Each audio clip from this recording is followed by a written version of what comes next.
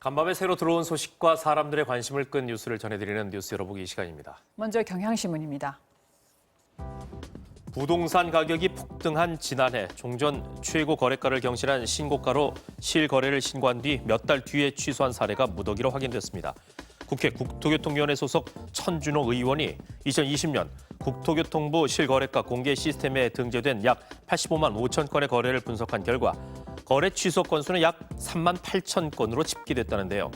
전체 취소 건수 중에서 신고가로 신고된 뒤 취소된 거래는 약 12,000 건으로 나타났는데 실거래가 신고가 취소된 10건 중 3건이 신고가 매매였다는 의미라고 합니다. 실거래가는 부동산 시장에 미치는 영향이 크기 때문에 허위 신고를 할 경우 처벌받지만 실거래가 신고 자체를 취소하는 경우는 아무런 처벌 규정이 없다고 합니다. 천준호 의원은 실제 거래 취소일 수도 있지만 시세 조작을 위한 허위 거래의 가능성이 있다면서 전수조사를 통해 허위 거래가 적발되면 처벌해야 한다고 말했습니다.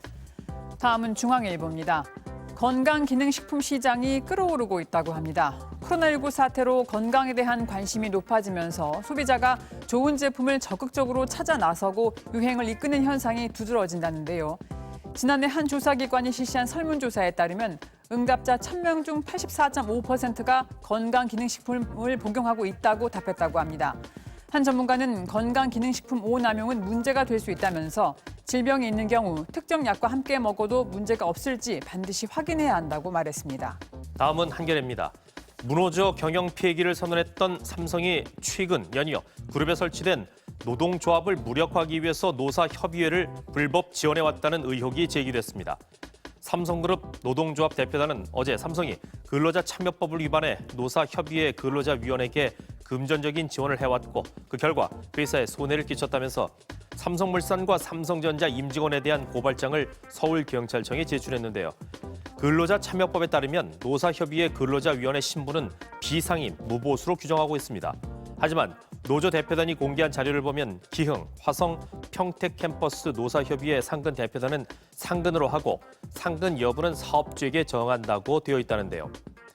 노조 대표단은 이런 규정이 근로자위원을 사실상 노사협의회 전임자로 두고 회사가 보수를 지급할 수 있도록 한 것이라고 지적했습니다. 서울신문 살펴봅니다. 2010년 1월 30일 춘제를 앞두고 앳된 얼굴의 젊은 엄마가 중국 남동부 난장역 앞을 힘들게 걸어가고 있습니다. 등에는 침구가 가득한 자루가 있고 왼쪽에는 낡은 가방이, 오른팔에는 갓 태어난 아기가 있습니다. 아가야, 엄마가 고향으로 데려다 줄 거란 제목의 이 사진은 중국에서 가난의 상징으로 회자돼 왔는데요. 사우스차이나 모닝포스트는 어제 독자들의 요청으로 이 여성을 찾아 나섰다면서 사진 속 주인공의 근황을 전했습니다. 한 농업기술자로부터 전수받은 담배 재배법으로 그녀의 가족들은 연소득 10만 위안을 넘기면서 가난의 늪에서 벗어났다는데요. 어릴 적부터 빗물이 새지 않는 방을 갖는 게 소원이었는데 마침내 꿈을 이뤘다고 말했다고 합니다. 다음은 국민일보입니다.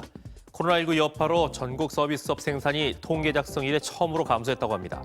통계청이 어제 발표한 자료에 따르면 전국에서 숙박, 음식점, 운수 등의 서비스업 생산은 크게 줄었고 지역별로 보면 제주, 인천, 강원 순으로 감소폭이 컸다고 합니다.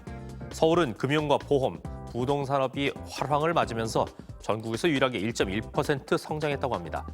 통계청 관계자는 금융과 보험업의 경우 주식 거래 증가와 대출 증가 영향이 컸고 부동산업은 하위 분류 중에서 중개 서비스업 부문의 증가가 두드러졌다고 설명했습니다.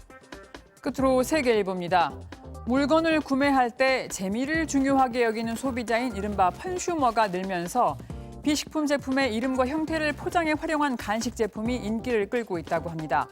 매직의 고유 디자인을 음료 라벨로 만들고 음료색을 실제 매직의 잉크색으로 표현한 유성 매직 음료와 바둑알을 연상시키는 미니 바둑 초콜릿 같은 이색 상품이 화제가 되고 있다는데요.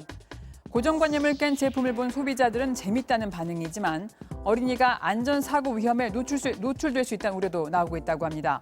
한 전문가는 인지장애가 있는 노인이나 미취학 아동은 해당 제품을 먹은 후 원본 제품을 먹어볼 가능성이 있다면서 사회적 약자에 대한 책임감이 없는 디자인이라고 지적했습니다. 지금까지 뉴스 열어보기였습니다.